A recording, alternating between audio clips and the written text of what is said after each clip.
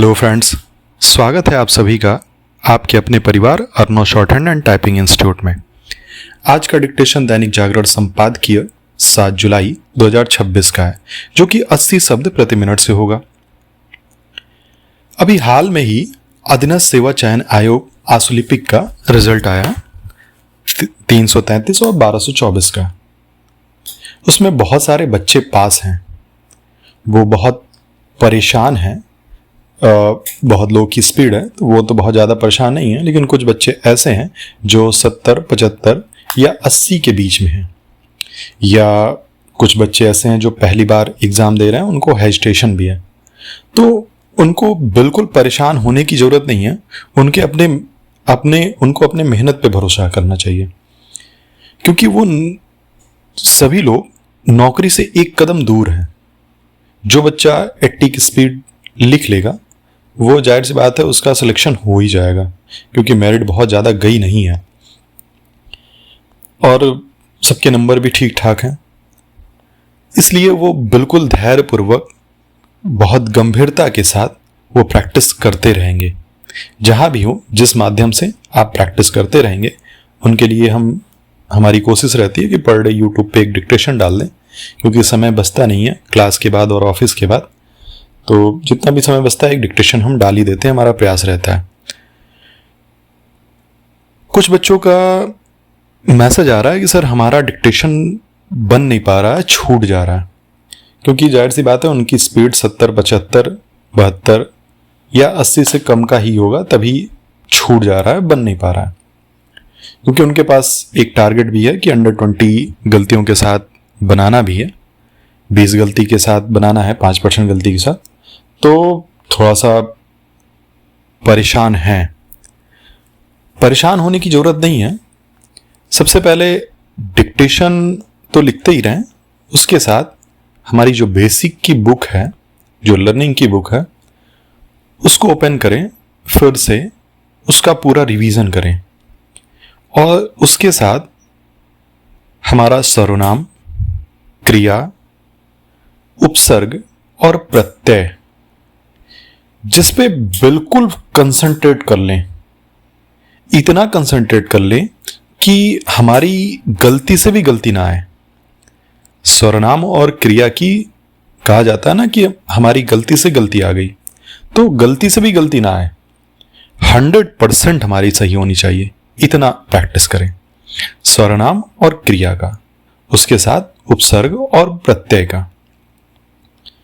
क्योंकि जिसका भी क्रिया और सर्वनाम अच्छा होता है, निश्चित तौर पे उसका शॉर्ट हैंड अच्छा है, और क्रिया और सर्वनाम अगर अच्छा नहीं है तो जाहिर सी बात है उसका शॉर्ट हैंड अच्छा नहीं होता। क्योंकि क्रिया अगर गलत है, सर्वनाम अगर गलत है, तो जाहिर सी बात हमारी गलतियां बढ़ती रहेंगी, और शॉर्ट हैंड में इसके लिए 1% कोई जगह नहीं है। 5% गलतियों के साथ हमें मैटर को बनाना है। 20 गलतियों के साथ जब हम क्रिया और सर्वनाम की ही गलती कर देंगे तो जाहिर सी बात है 2, 4, 5 हमारा छूट ही जाएगा, 2, 4, 5 हमारे गलत हो जाएंगे, 1, 2 वर्तनी भी गलत हो सकती है हमारी। तो इस तरह से तो फिर 20+ हो जाएंगे ना। हमें अंडर 20 रखना है। अगर अंडर 20 रखना है तो हमें क्रिया, सर्वनाम और उपसर्ग प्रत्यय इसलिए बता रहे हैं कि आपका ये समय बचाता है। जब आपका समय बचेगा तो जाहिर सी बात है आपके पास आपकी एक्यूरेसी अच्छी होगी। आपके लिखने के लिए पहले ही तैयार रहेंगे, पहले ही मैटर हमारा बन जाएगा, इसलिए एक्यूरेसी हमारी अच्छी होगी। इसलिए उपसर्ग और प्रत्यय पर आप बिल्कुल काम करें, उसके साथ क्रिया और सर्वनाम।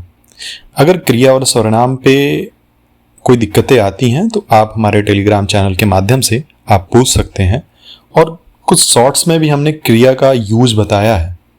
अगर आप देखेंगे तो आपको जाहिर सी बात है अच्छा लगेगा। इसलिए क्रिया और सर्वनाम पे विशेष ध्यान देंगे। सभी लोग तैयार रहेंगे। डिक्टेशन अगले 5 सेकंड बाद स्टार्ट होगा। स्टार्ट। 80 शब्द प्रति मिनट।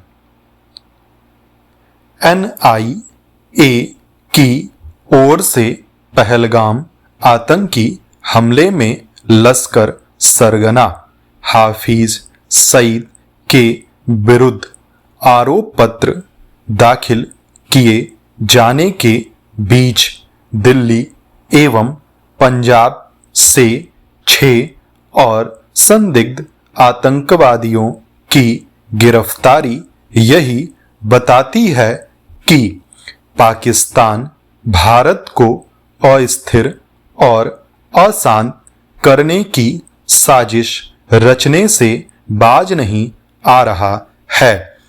गत दिवस दिल्ली और पंजाब से जो संदिग्ध आतंकी गिरफ्तार किए गए वे सभी पाकिस्तानी गैंगस्टर शहजाद भट्टी के मॉड्यूल से जुड़े थे। इनमें से एक गुट दिल्ली में आतंकी हमले करने की फिराक में था और दूसरा सीमा पार से हथियार की तस्करी में जुटा था।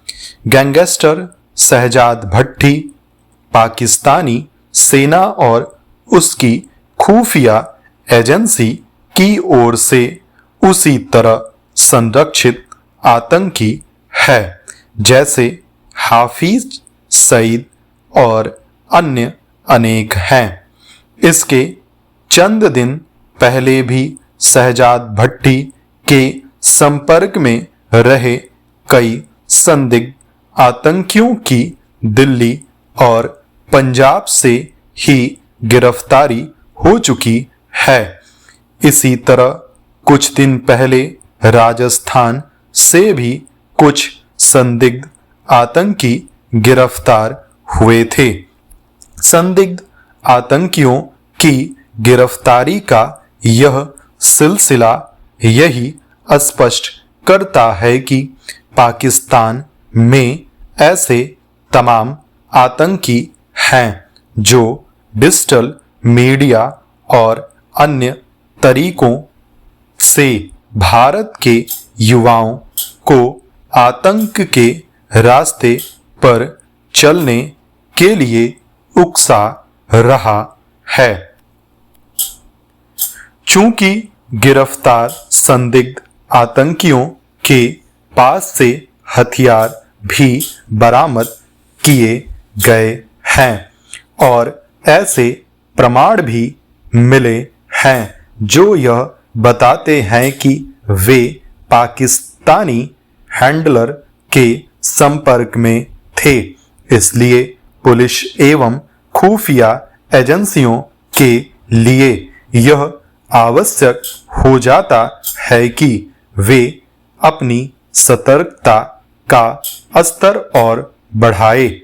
इसकी आवश्यकता इसलिए भी है क्योंकि तमाम चौकसी के बाद भी पिछले वर्ष आतंकी दिल्ली में लाल किले के निकट एक कार में धमाका करने में सफल रहे थे। खुफिया और सुरक्षा एजेंसियां केवल इससे संतुष्ट नहीं हो सकती कि पाकिस्तान के इशारे पर भारत में आतंकी हमलों की साजिश रचने वाले संदिग्ध आतंकी उनके हाथ लगते रहते हैं। उन्हें यह भी देखना होगा कि यह सिलसिला बंद कैसे हो। इसके लिए भारत सरकार को भी कूटनीतिक स्तर पर सक्रियता दिखानी होगी और पाकिस्तानी आतंकी नेटवर्क से जुड़े हर आतंकी मॉड्यूल का कच्चा चिट्ठा अंतर्राष्ट्रीय समुदाय के समक्ष रखना होगा ताकि उसके बीच यह संदेश जाता रहे कि पाकिस्तान भारत में आतंकी हमलों की साजिश रचने में लगा हुआ है। यह चिंताजनक है कि पाकिस्तानी आतंकी नेटवर्क जिहादी विचारधारा वाले युवकों के साथ खालिस्तान समर्थक तत्वों को भी बरगलाने बहकाने में लगा हुआ है। पाकिस्तानी खुफिया एजेंसी पंजाब और राजस्थान सीमा पर ड्रोन के जरिए जिस तरह हथियार और नशीले पदार्थ भेज रही है, उस पर लगाम लगाने के लिए भी भारतीय एजेंसियों को कुछ ऐसा करना होगा ताकि पाकिस्तान दबाव में आए और अंतर्राष्ट्रीय स्तर पर बेनकाब भी हो। स्टॉप।